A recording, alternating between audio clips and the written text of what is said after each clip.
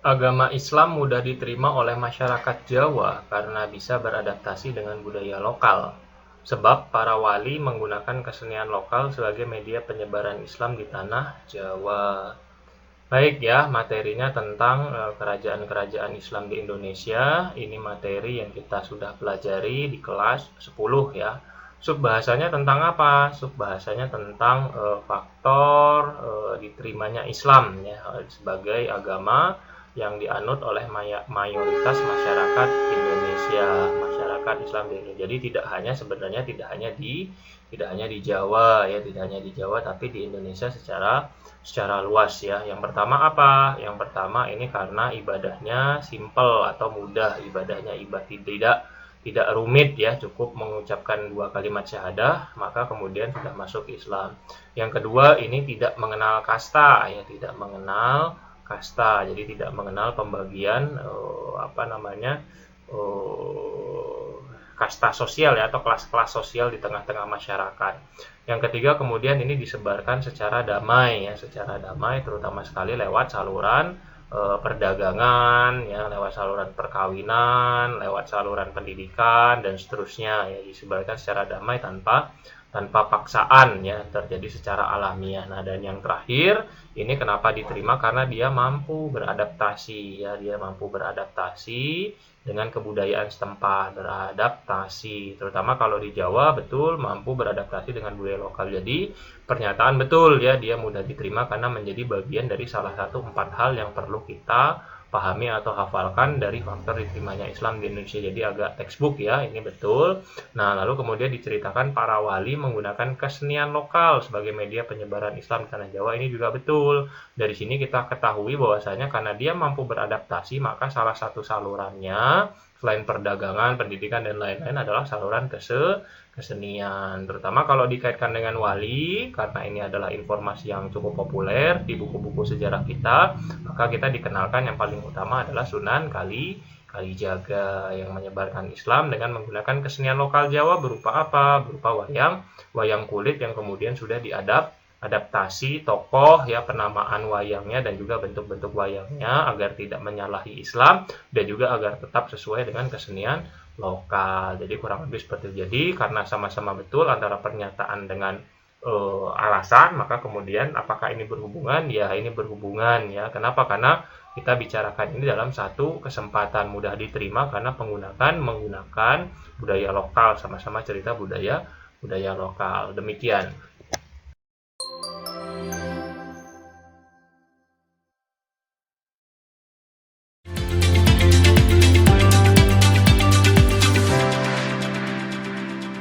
Gabungan Politik Indonesia (GAPI) yang dipimpin oleh Husni Tamrin menganut asas non-kooperasi terhadap pemerintah kolonial Belanda, sebab pembentukan Gabungan Politik Indonesia atau GAPI dilatar belakangi oleh kegagalan petisi Sutarjo. Baik ya, ini materinya kita cerita tentang masa pergerakan nasional ya, materi yang sudah kita pelajari di kelas 11 ya. Ini masa dari tahun 1908 sampai nanti Jepang masuk 1942. Sekali lagi ini banyak menceritakan subbahasanya tentang organisasi-organisasi pergerakan. Banyak ya organisasi-organisasi pergerakan, bisa puluhan yang dibahas di tiap-tiap buku ya, mulai dari Budi Utomo, Sarekat Islam dan seterusnya.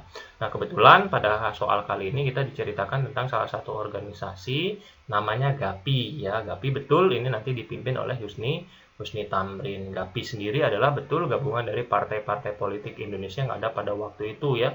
Gabungan dari PNI, ya, PSII dan seterusnya ya. Ada banyak di sini bergabung yang perlu kita ketahui kalau memang dibutuhkan.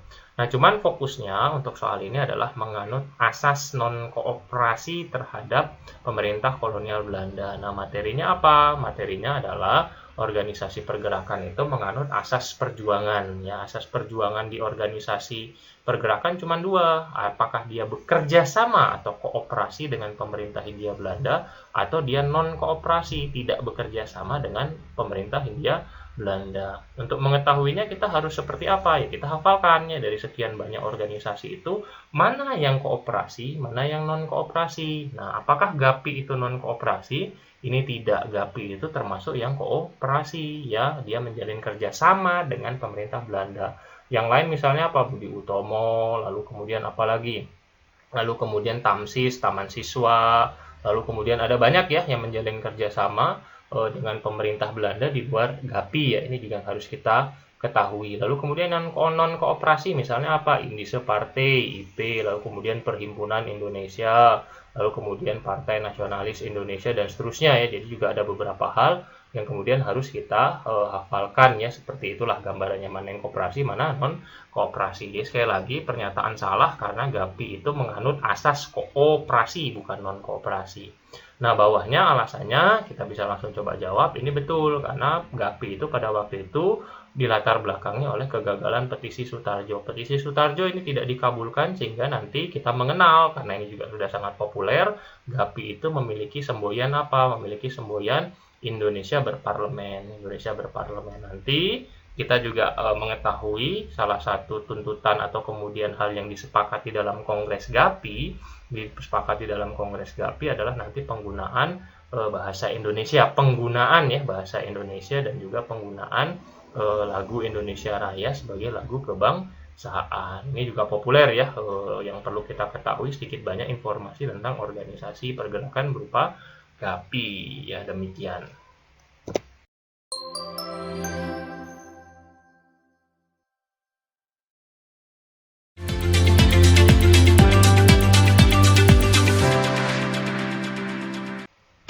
Media massa yang pernah dibredel oleh pemerintah Orde Baru pada tahun 1991 karena melaporkan investigasi pembelian kapal bekas dari Jerman adalah, baik ya, ini materi tentang demokrasi Pancasila atau yang nanti kita kenal juga dengan Orde Lama ya, Orde Baru nanti dari tahun 1965 nanti sampai tahun 1998 ya. Ini materi kelas 12 ya. Kita cerita tentang salah satunya kebijakan terutama di bidang sosial budaya yang dilakukan oleh Orde Baru ya. Sebenarnya ini materi agak textbook, tapi yang jadi masalah tidak semua materi di buku-buku kita menuliskan tentang ini ya. Materi yang banyak diulas hanya sebatas bahwasanya ketika masa Orde Baru, kebijakan sosial budaya yang dilakukan oleh pemerintah Orde Baru adalah membatasi pers ya, membatasi kebebasan pers. Nah, bentuk membatasi kebebasan pers yang dilakukan oleh pemerintah Orde Baru adalah dengan bahwasanya setiap pers ya, baik itu cetak ataupun elektronik ya, koran dan sebagainya, itu harus punya izin. Nama izinnya apa? Surat izin usaha penerbitan dan pers ya. Barang siapa tidak punya SIUPP maka dia tidak bisa mengadakan usaha pers ya atau mendapatkan berita. Nah, jika kemudian dianggap menyalahi aturan, maka kemudian dia akan dibredel ya, istilahnya dibredel atau dicabut izinnya. Nah, pada waktu itu di tahun 1991, ini kemudian bulan Juni, dari sini kita harus menguasai informasi karena tadi sekali lagi informasi ini tidak semua tertulis ada di buku-buku teks kita gitu kan. Buku teks kita kebanyakan hanya menyampaikan bahwasanya sekali lagi pada masa Orde Baru pers itu dibatasi kebebasannya dalam pemberitaan. Barang siapa melanggar akan dicabut SIUPP-nya. Nah, ada sebuah cerita bahwasanya di tahun 1991 di bulan Juni ada 3 majalah ya, ada 3 majalah yang kemudian memberitakan tentang adanya markup atau kemudian penggelembungan dana terkait dengan pembelian kapal bekas dari Jerman. Nah, karena ada pemberitaan seperti itu ya, maka kemudian pembelian kapal bekas dari Jerman itu sendiri dilakukan oleh pemerintah Orde Baru. Namun kemudian diberitakan terjadinya korupsi ya berupa markup oleh 3 majalah ini ya, Maka kemudian 3 majalah ini karena dianggap telah menyinggung pemerintah, maka kemudian dibredel atau dicabut SIUPP-nya. Mana saja sebagai sebuah informasi karena kebanyakan buku-buku kita tidak banyak menceritakan ini, walaupun ada tapi tidak banyak. Yang pertama adalah Detik ya, yang kedua adalah Tabloid Monitor, dan yang ketiga nanti adalah Tempo ya. Jadi kemudian 3 majalah atau tabloid ini kemudian dibredel pada waktu itu oleh Orde Baru ya, yaitu. Jadi dari sini kita bisa menjawab, jawabannya adalah 1 dan 3 ya. Dari sini teman-teman juga harus membiasakan ada tipikal soal seperti ini ya. Jadi ini kalau 1 dan 3 jawabannya B.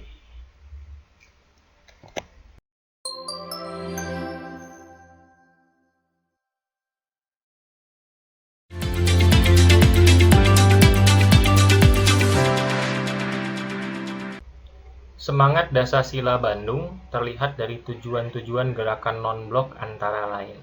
Baik ya, ini materinya bisa masuk kemana-mana, bisa kita coba masukkan ke GNB tentang organisasi global dan regional. Ini belajar di kelas 12 ya, regional dan global. Kita juga bisa ceritakan ini di masa demokrasi liberal karena GNB kemudian Dasasila Bandung itu dari Konferensi Asia Afrika terjadi di tahun 1955. Lalu kemudian juga bisa cerita tentang Perang Dingin ya, cerita tentang Perang Dingin karena cerita tentang gerakan non-blok. Jadi ada 3 lintas materi ya untuk soal ini bisa kita ulas. Nah, namun prinsipnya ini juga soal analisa ya, sedikit banyak karena tekstualnya redaksinya bisa jadi beda-beda. Ya, kita cerita tentang 3 peristiwa yang punya semangat yang sama. Yang pertama adalah konferensi Kolombo ya, konferensi Kolombo nanti di follow up ya menjadi KAA, Konferensi Asia Afrika, dan kemudian nanti diakhiri dengan pembentukan gerakan non-blok. Sekali lagi, ya 3 hal ini memiliki semangat yang sama, yaitu semangat hak asasi manusia. Ya, bahwasanya tiap negara itu harus merdeka, tidak boleh dijajah dan seterusnya, dan termasuk juga nanti anti penjajahan, anti imperialisme, anti kolonialisme. Nah, maka kemudian secara teknis ya tujuan utamanya apa? Ya mempromosikan hal-hal seperti ini, ya mempromosikan hak asasi manusia. Nah, kemudian kalau kemudian secara khusus ada teks yang bisa kita temukan di buku-buku sejarah kita, bahwasanya tujuan utama GNB itu adalah karena dia muncul, ya ini juga ketiga hal ini muncul ketika masa Perang Dingin, ya masa Perang Dingin, perseteruan antara blok barat dan blok timur, maka kemudian GNB ini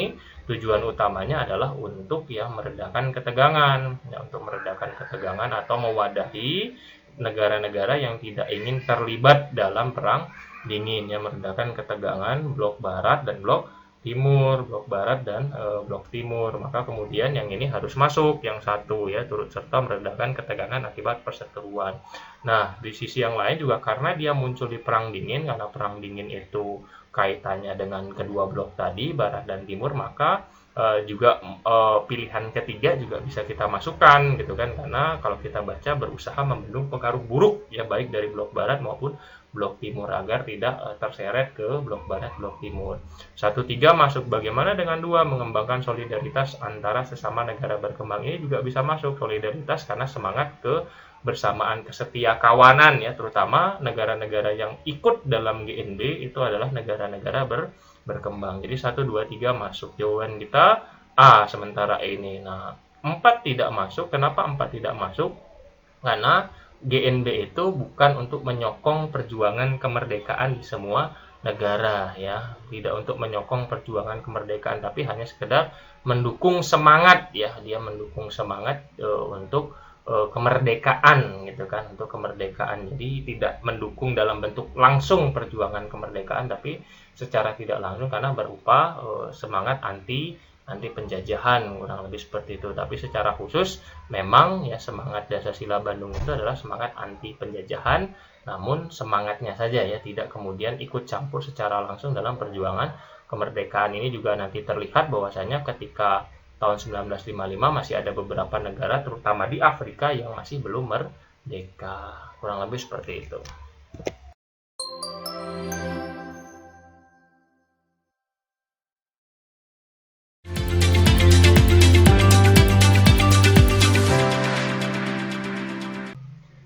Perubahan mendasar dalam bidang seni rupa di Italia pada era abad pertengahan ke era Renaissance adalah perubahan. Baik, ini soal cukup lumayan sulit ya, tapi secara materi dia masuk ke abad pertengahan. Ini materi yang bisa kita temukan dan sudah kita pelajari di kelas 11 ya, di materi sejarah atau pelajaran sejarah peminatan. Baik ya. Secara khusus ini soal analisa karena ini bukan soal yang ada di buku-buku teks kita gitu kan. Nah, sebagai sebuah materi abad pertengahan itu disampaikan bahwasanya ada perubahan ya. Yang pertama adalah The Dark Ages ya. Ini adalah sebuah zaman di mana Eropa pada waktu itu mengalami dominasi gereja ya. Bahwasanya dominasi gereja itu berarti gereja menguasai sendi-sendi kehidupan masyarakat sehingga memunculkan ada banyak larangan ya, ada banyak larangan-larangan yang kemudian diputuskan oleh gereja. salah satu larangannya adalah di bidang seni. Makanya kemudian seni rupa itu pada waktu itu banyak dilarang karena dianggap terlarang lah, dianggap kemudian tidak dibolehkan oleh gereja. Nah, lama setelahnya dari The Dark Ages ya, masyarakat Eropa terutama muncul di Italia masuk ke masa Renaissance ya, masa Renaissance. Renaissance sendiri kalau diterjemahkan mudahnya adalah abad pencerahan, di mana masyarakat Eropa pada waktu itu sudah mulai berani melawan dominasi gereja, karena dominasi gereja dianggap sebagai hal yang tidak masuk akal. Makanya salah satu ciri zaman Renaissance adalah salah satu yang paling penting adalah kebebasan individu ya di berbagai bidang ya, berbagai individu di berbagai bidang. Nah, khusus untuk materi ini karena dia agak detail, tidak banyak diceritakan di buku-buku kita, walaupun ada sedikit kasus di mana di sini diceritakan beberapa seniman-seniman seperti Michelangelo, lalu kemudian ada Leonardo dan seterusnya, Leonardo da Vinci dan seterusnya, itu ada banyak. Nah, maka kemudian mereka ini sedikit banyak ya, kalau di buku-buku diceritakan bahwasanya mereka adalah individu-individu yang bebas ya, yang mampu menentukan nasib mereka sendiri tanpa kemudian terkekang lagi oleh dominasi gereja. Nah, maka dari situ jika kemudian dihubungkan dengan pilihan-pilihan jawaban, maka 3 ini harus masuk. Kenapa? Karena sifat-sifat seniman individu itu lebih ke arah pribadi, sudah bukan kolektif lagi, seperti itu ya. Jadi tiga harus masuk ya. Maka kemudian boleh juga digambarkan sebagai sebuah pengetahuan ya, kita harus menguasai tipe-tipe soal seperti ini. Maka ciri-ciri karya sastra ya, ciri-ciri karya rupa bukan karya sastra.